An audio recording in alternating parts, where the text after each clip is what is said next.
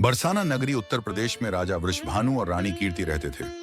दोनों अत्यंत धर्मात्मा और भगवान के भक्त थे, लेकिन उनकी कोई संतान नहीं थी।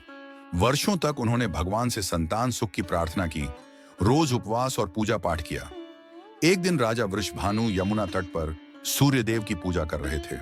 तभी अचानक वहां एक अद्भुत दिव्य प्रकाश फैला। उस प्रकाश से एक अत्यंत सुंदर बालिका प्रकट हुई। राजा और रानी ने उसे देखा और अपने घर ले आए। उन्होंने उस दिव्य बालिका को अपने घर में पाला। विशेष बात यह थी कि बालिका की आंखें जन्म से बंद थीं। राजा वृषभानु और रानी कीर्ति उसे बड़े प्रेम से पाला, उसे हर प्रकार की सुख सुविधा दी और उसकी भक्ति में लगे रहे। इसी समय गोकुल में नंद बाबा और यशोदा माता के घर भगवान श्री कृष्ण का जन्म हुआ।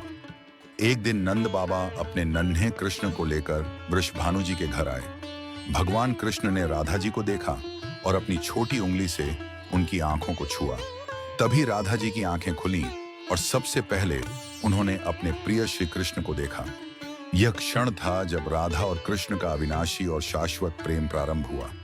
राधा जी कृष्ण की शक्ति और भक्ति का प्रतीक मानी जाती हैं। श्री कृष्ण का नाम राधा के बिना अधूरा माना जाता है। तभी से राधे कृष्ण नाम हमेशा साथ लिया जाता है। राधा और कृष्ण का प्रेम केवल भौतिक प्रेम नहीं, बल्कि आध्यात्मिक प्रेम और भक्ति का प्रतीक है। यह पर्व राधा जी के जन्मदिन के रूप में मनाया जाता है।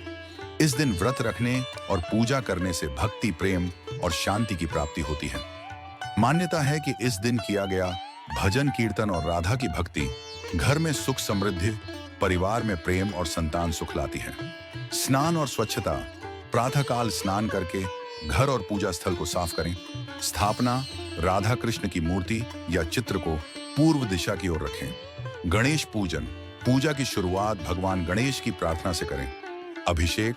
राधा कृष्ण को जल, गंगा जल, दूध या गुलाब जल से स्नान कराएं। भोग अर्पण। राधा को माखन, मिश्री, फल और मिठाई का भोग लगाएं। धूप, दीप और पुष्प। राधा कृष्ण के सामने दीपक जलाएं और ताजे पुष्प अर्पित करें। संकल्प और मंत्र AUM राधाय नमः का जप करें और व्रत का संकल्प लें। भजन कीर्तन। दिन भर राधा कृष्ण के भजन कीर्तन से हृदय को भक्ति से भरें। पारणा। संध्या या रात्रि को फलाहार या हल्का भोजन कर व्रत का पारण करें। निष्कर्ष, राधा अष्टमी केवल राधा रानी के जन्म का उत्सव नहीं है। यह भक्ति, प्रेम और आत्मा की दिव्यता का पर्व है। राधा जी की भक्ति और प्रेम हमें सिखाती है कि भगवान के प्रति सच्चा प्रेम और समर्पण जीवन का सबसे बड़ा धन है।